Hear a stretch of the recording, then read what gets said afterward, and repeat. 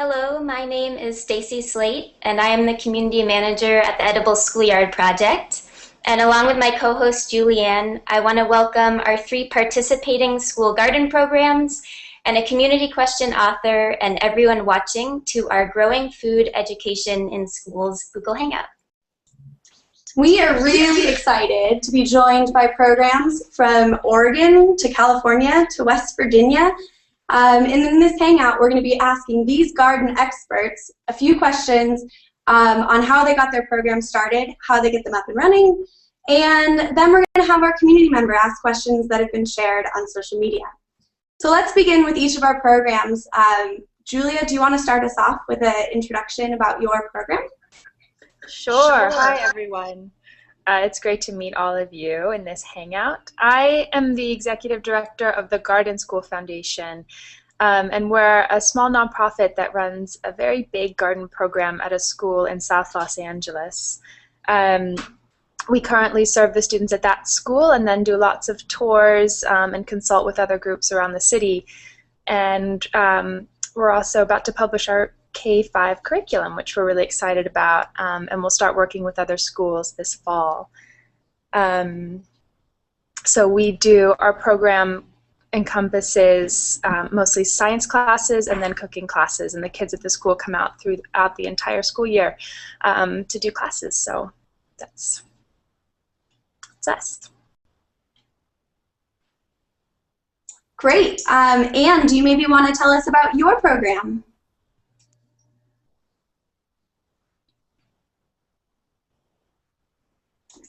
Anne, do you maybe want to tell us about your program?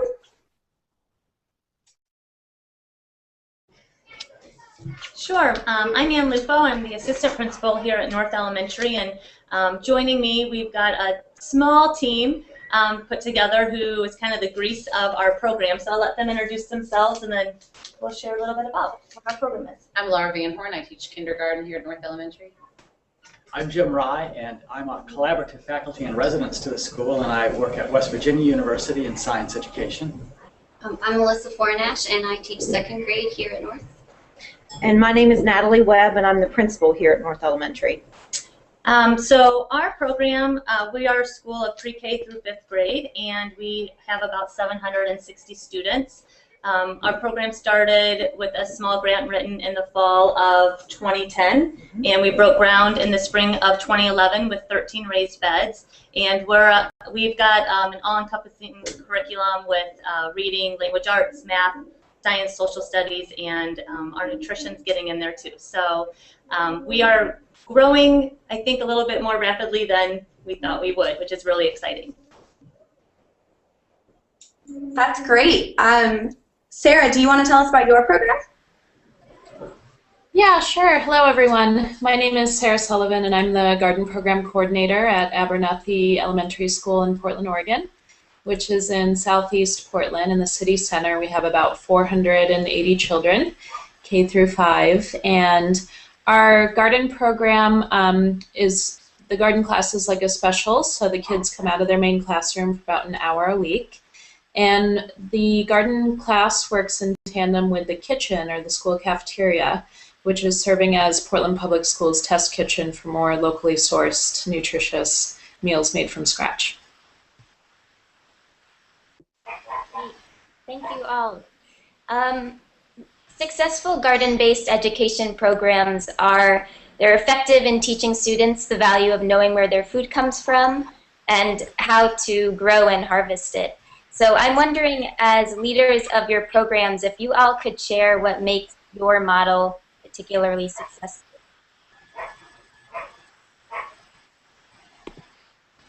Anne, would you like to start? Sure.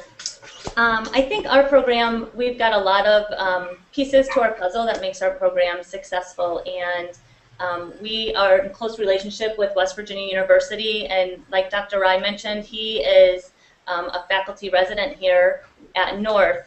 He works closely with our teachers in developing their lessons. We've got strong community ties with our West Virginia University Extension offices, master gardeners. Our cafeteria ladies in the back are on board with our program as far as our composting, and we're slowly going to start incorporating foods from our garden into what we're serving in our cafeteria. We also have a great custodial staff that helps put together our grow labs and our worm bins. So we've got a lot of buy-in, and we've got people who are truly dedicated to our program. I don't know if you guys want to add.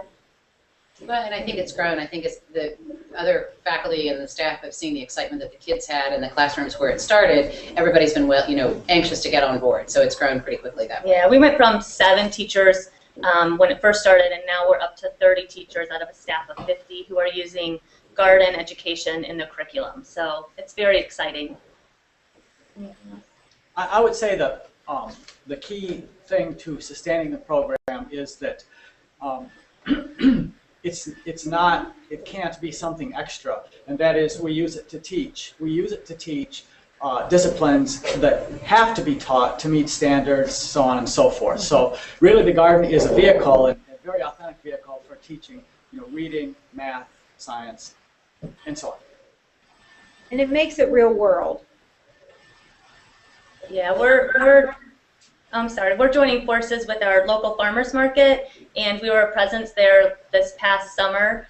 So the students were bringing in that business aspect of farming and gardening and harvesting. So we're bringing in those real world experiences, and I think that's another piece to our success.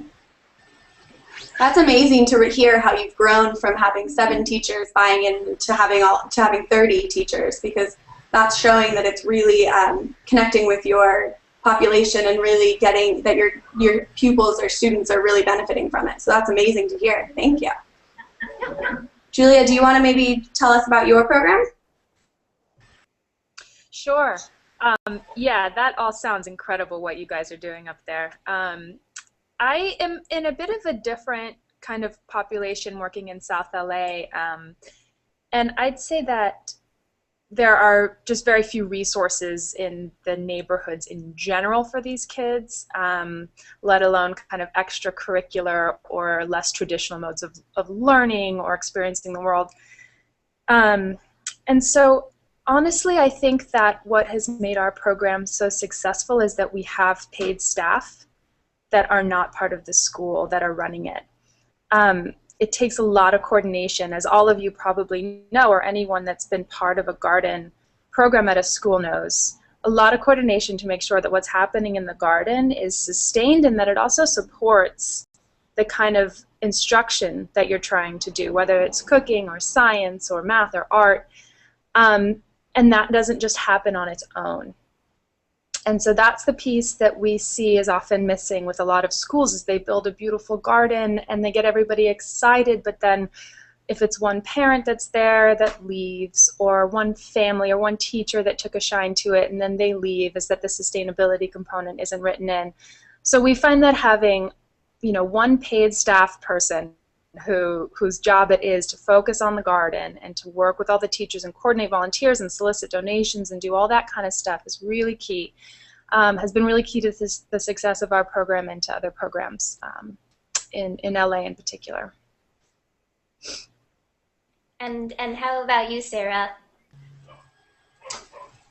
I would say it's a lot of things. I think what makes our garden program successful in part is just that it's really a part of the fabric of the school. So there's garden murals throughout the hallways and festivals throughout the year where we celebrate the garden. So, when things have gotten difficult or funding has dwindled, or over the summer we had challenges keeping our lunch program going with the new standards that were passed. The community has really stepped up over and over again for the past 7 years to raise all of the funds for our 1.5 positions and all of the materials that are required to make the garden work. We also have a really wonderful group of parent volunteers, which makes things go a lot more smoothly. So there's about 13 parents involved. And also, that the teacher and the staff are really enthusiastic. When we started our program, we actually got a grant to hire substitutes to come in so that the regular teachers could help craft the curriculum to actually meet the state standards and benchmarks in the garden. So yeah, it's not that it's a tangential, just getting the kids dirty, which I think is important too, but that we're really addressing all of those subjects through the garden and supplementing what the teachers are trying to do in their classrooms. That's great. It sounds like, too, hearing, even though you guys are all in 3 very different places with 3 very different structures to how your program works, it sounds like there are some similarities in all of the things that you guys have brought forth, kind of the community buy-in, the curriculum buy-in, and the support from everyone in developing the program. So it's really great. I think I'd like to know how you guys all learned the skills that you each needed in order to successfully run the programs. So do you guys maybe want to speak to that, beginning with Anne again? Sure. Yeah. When we first started the garden, the first thing that we did was, and I think someone else had talked about this, we bought substitutes for our teachers and spent 2 days just learning about the curriculum and drafting lessons that we were going to use with the garden. And Dr. Rye was very instrumental in bringing curriculum to us. So the buy-in that we have and the partnership that we have with West Virginia University has just been invaluable. Then our partnership with the West Virginia University Extension Service and the Master Gardener program has really helped us to learn about gardening itself. We're teachers. We don't know a lot about gardening. So when we've had insect problems and animal problems and deer issues and groundhog issues, we've turned to them, and they've been an invaluable resource for us. So we have learned just as much as the children have, and it's also when the parents come to help maintain the garden in the summertime, it really helps that they learn just as much as we do, because those master gardeners partner with them and they come to the garden with them in the summertime when they water and maintain, and they do like little mini lessons for the parents, and the parents are very appreciative of that as well because they take it back to their own home gardens. So that helps. We're constantly learning. Dr. Ryan and I yesterday just met with we're an extremely diverse school, so we're starting an international garden this spring, and we just met with a liaison who represents, she's from China, and we're starting a garden that's just indigenous to China, and so we're learning about all these new, this new produce from China and how to grow it here in West Virginia. So it's really exciting, and I think it's just a constant learning process, and we've got a lot of open minds here. So. That's fabulous. That's really, really great to hear. And I think you're definitely right on with what skills are you still learning as you go forward. So let's think of those as well. And I also really quickly wanted to remind anybody that's watching that if you have any extra questions, feel free to send them through in the comments on Facebook or Twitter or G+, and or below on the YouTube video. So you can tag them at FoodRev, and we'll be watching to see if we can add them to our conversation. So Julia, let's jump to you and hear what skills you're still learning, and how you learned what you needed to know to get your garden up and running. What I might add to that, which may be useful, I think that's not me. That's okay. What I might add to that is the biggest lesson for me has been in community organizing, I think, and in outreach, and in learning how to connect with lots of different people from lots of different places in this city, and realizing that there is so much that the community has to offer if you know how to access it. And that's something that I would recommend to anybody working in a school garden or starting a school garden, is just to use your community and get really creative about it, because we have found so many different resources in very many unlikely places random skills that the parents have that could help out building or crafting different things. I know the Edible Schoolyard, there's a lot of that up there as well. To local mechanics, helping us build stoves, to people helping us build solar ovens, and donations of resources. So I think, me learning how the skills that I had to learn to make this program successful. I think one of the main ones was really just in community outreach and community organizing on many different levels. Great. Sarah, do you maybe want to share with us how you learned what you needed to know? Sure. Well, certainly one of the skills that's been most helpful that I learned in previous work is grant writing. So unfortunately, I'm sure a lot of your programs are the same. We really don't have any support from the district or the state as of yet, although Oregon is working on passing legislation to make that happen, and I think that's really important. A lot of my time is spent just cobbling together the funds to keep things going, and that's always challenging. Managing volunteers is something I'm always learning more about, and we're also lucky enough to have help from all the local universities, the neighborhood association. People are really passionate about this when they get involved.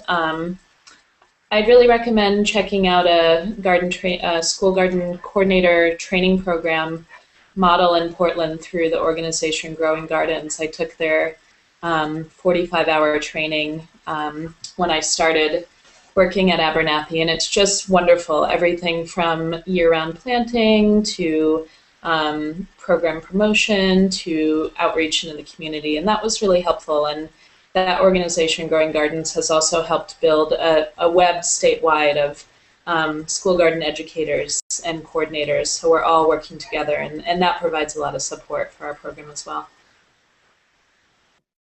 And I think, Sarah, what you point to with funding streams is a major part of the questions and comments that we actually received from people in the wider community who had questions about school gardens and how to start and sustain the programs. And I think that question of sort of how you ensure the sustainability of the program is obviously a very big one when you begin or are trying to envision a program at your school. And Julia, you mentioned that you have, a paid member on your staff that is able to support the garden, and that you also have 100% buy-in from teachers at your school. So I'm wondering if you could speak to your funding streams and how you sustained, an outside person to come in and manage your garden program. Sure, I'd say like Sarah, it's been a real crash course in grant writing as well, and I think that's the big issue facing everybody, right? Is that you can get supply donations, you can get volunteers. There's a lot of things that you can get that are essential without spending any money. But what you can't get is somebody's salary. And so we do tons of things. We hold fundraisers every year to support the salaries of the people on staff. I'm writing grants constantly. We're soliciting donations from local businesses. It's bringing people down just to try and find these webs to financial support in the city. Getting people excited, and then they tell other people, and kind of word spreads, and you just try and build a network of support in your city. I feel like there is the potential for support out there, but accessing it is really a big job, and I wouldn't underestimate the importance of it and the difficulty of it as well. Yeah.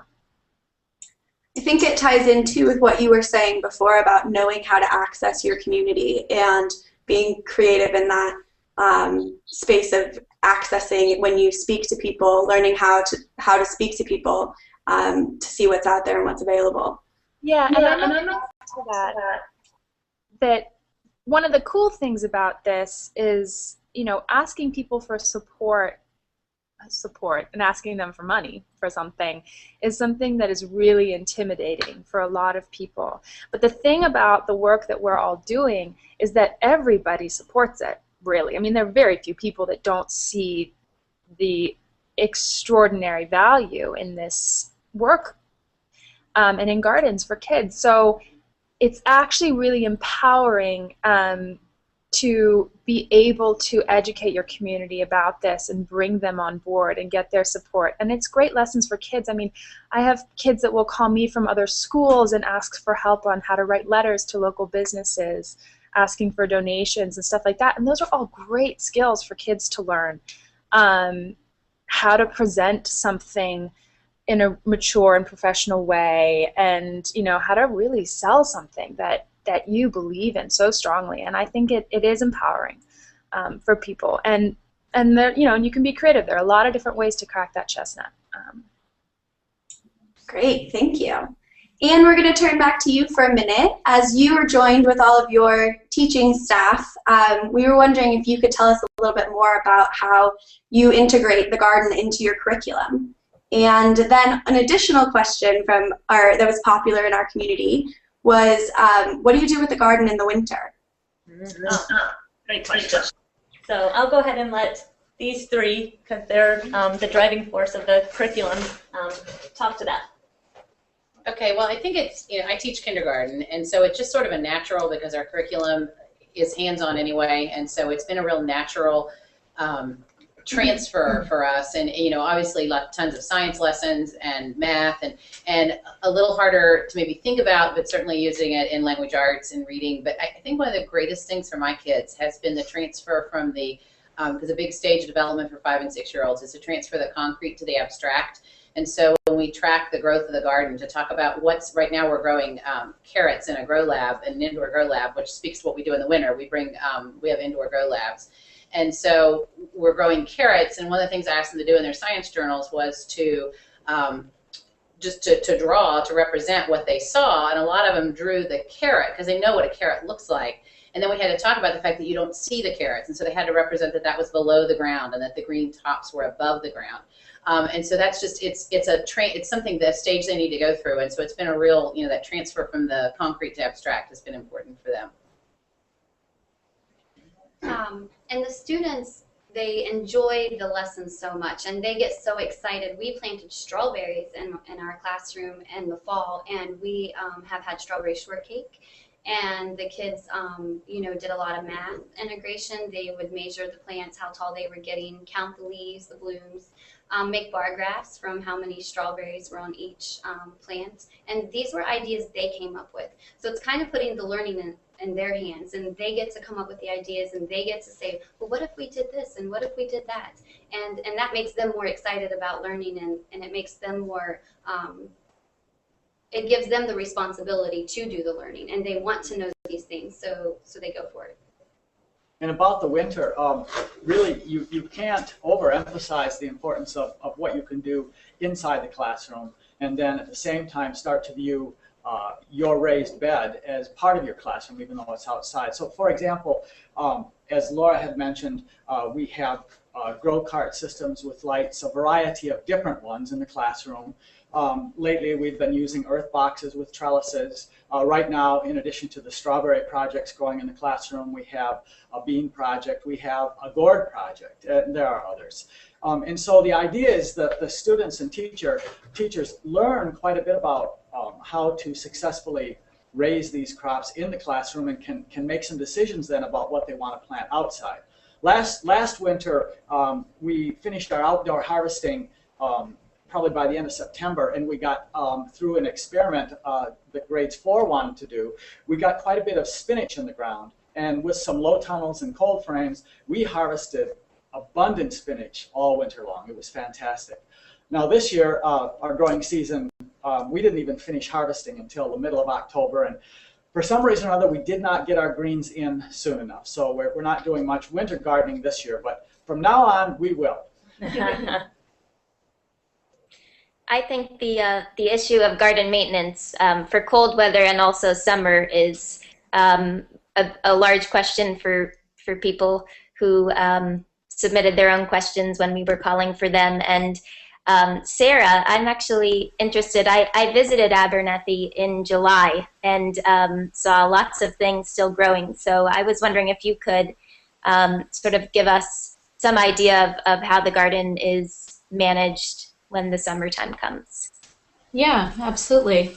A few things have really helped us with maintenance in the summer. One is just a pretty simple watering sign up that parents and some of our older kids actually come and do regularly throughout the summer to help with that. We also installed a drip irrigation line on a timer, so that makes it easier for a neighbor to come by and turn it on for an hour and then come back and turn it off rather than watering, although some people like to do that too. But 3 years ago, we started hosting summer camp, and now we're up to 6 weeks of summer camp a year. And we spread it out so that the maintenance is easier, and we have 2 different theme camps. One is based more around cooking, and we actually use the school cafeteria and cook a big feast with the kids every day during that camp using a lot of produce from the garden. And then the other one is more based just on gardening, and at the end of the 4-day camp we hold a big farmers market right there at the school outside of the garden. So that actually is my favorite time of the year, because although I love the academic rigor of the rest of our curriculum, to just get in the dirt and turn what we're growing into beautiful food for the kids and their families that come and get them from the summer camp has been not only wonderful for us, but really helped with the maintenance of the garden. And in the Northwest, we can plant a whole nother round of veggies in July or August, and then it's ready in the early winter. So it's helped us with abundance throughout the year. Great. So as we've been chatting, there's been loads of comments coming in from the community that we've been seeing, and we're going to invite Jacqueline to introduce yourself and tell us a little bit about your interest in these gardens, and maybe share with us the questions that are coming in from the community. Hello, I'm Jacqueline Fairbrass. I live about half an hour outside of Seattle, Washington, and I'm pretty new here. And one of the things that excites me about this is that I brought up my own children to be in the garden and to eat right. I'm seeing my grandchildren doing that. I'd really like to be able to share with the community and sort of give back, if you like. But I'm in a small town, and I don't know a lot of people. Listening to you and your passion, I'm kind of thinking I maybe need to go out and hang out with some teachers and buy them some cups of coffee and see who I can get in with. But what's the one bit of advice you'd give to someone like me who wants to get started and wants to get involved and would love to see this spreading here?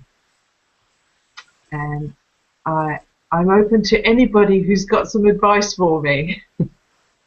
I think one of the first things that you need to do is to allocate funding, because it does cost.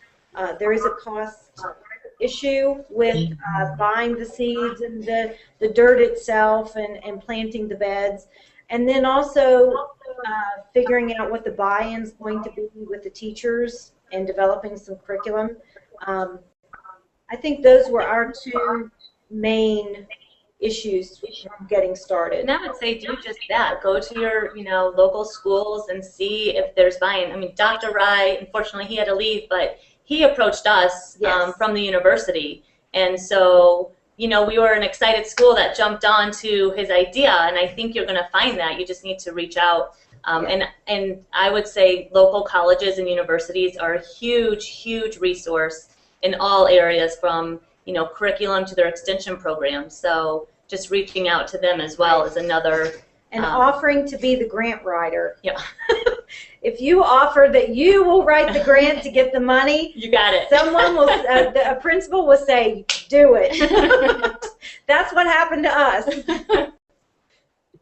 And just sort of to go along with that question, another question that we had was sort of how do you keep in mind the balance between what teachers want, what a district wants, what parents want, and what's actually manageable. So as you're sort of balancing all of these people, I think that's been sort of a challenge that the community had asked us to consider.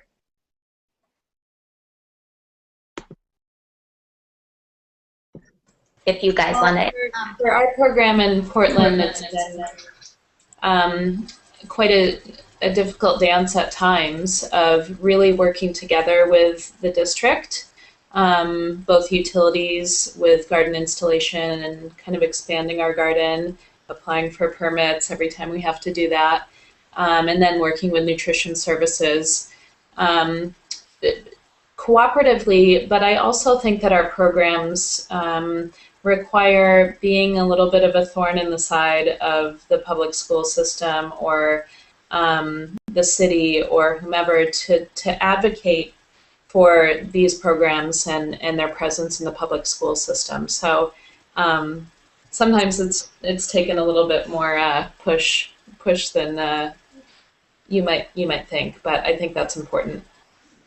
And from a teacher's viewpoint, I think it's important for when you're presenting your idea to start a garden, is that they don't need to make it extra. It doesn't have to be another thing that you have to do during the day. It doesn't have to be an extra thing that you have to add on.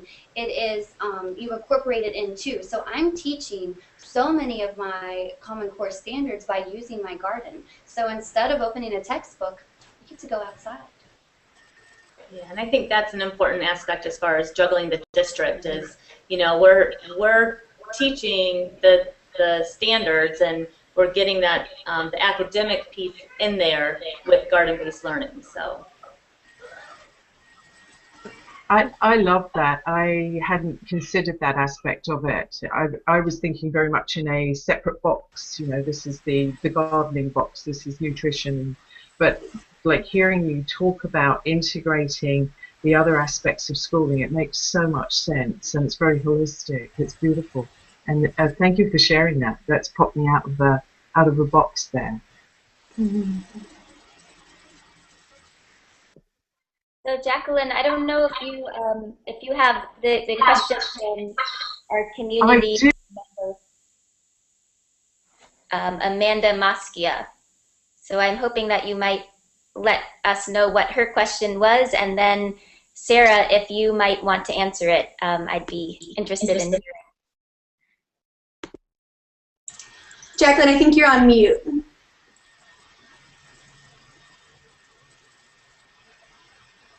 I think you're still muted. Okay, I'm back again. The wonders of technology. Amanda wanted to know what is the best thing to grow to incorporate the garden into school lunches and cooking activities. She teaches cooking classes to kids, and the hardest thing that she's sort of having is enough produce to actually incorporate things into a recipe. So it sounds like you'd be the people who'd have the answers for that one.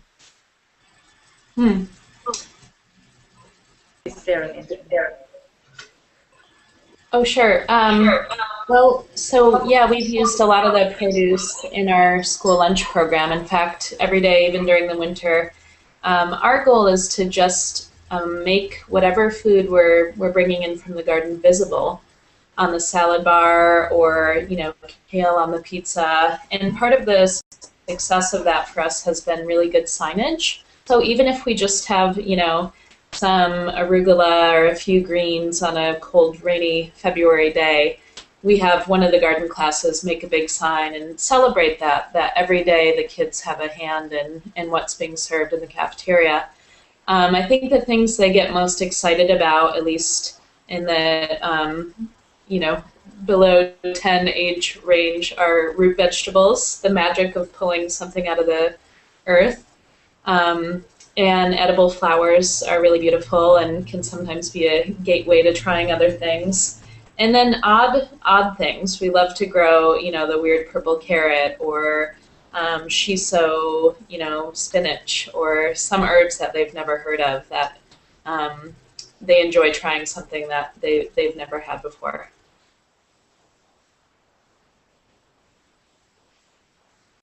Great, thank you so much. We've had a lot of success cooking in our classrooms. We are currently exploring being able to serve our food in the cafeteria. That's something that is a goal of ours for this year. But these two ladies can talk about some cooking that they've done with their students as far as incorporating the garden into their classrooms. Yeah, well, one of the, a book that I always use, a book called Potluck, and a traditional activity I'd always done is the kids celebrate the end of it and kind of express the meaning, what the book means, is all the kids brought in a food from home. And so this year, since my last, and you had to bring a food that started with the letter of your first name, and since my name is Van Horn, I brought vegetables from the garden.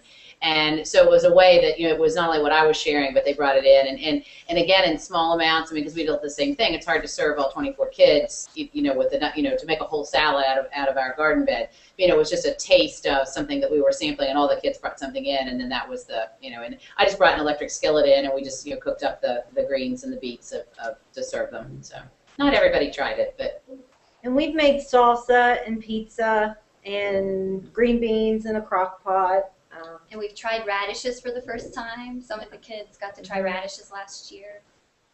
We made strawberries. That's great. This has been really, really wonderful, guys. I think that there's been a lot of information from each of you for everybody watching, so that we've really added to, can you hear me? Yeah, okay, sorry. I think it's been a really wonderful conversation, and so we really wanted to thank all of you guys for joining us today, and really appreciate it. And we wanted to remind the community that we're going to continue the conversation online, so please do continue to send through your questions, and we'll be checking back in with all of our participants today with any questions that come through, and we'll be sharing them on our website, jamiesfoodrevolution.com, and the Edible Schoolyard's website, which is edibleschoolyard.org, and also on Facebook and Twitter using the hashtag #GrowingFoodEd, and we will keep in touch with all of that. I was wondering if all of you guys could actually, as you sign off, just give us one inspiring lesson that you guys have led in your garden as we say goodbye.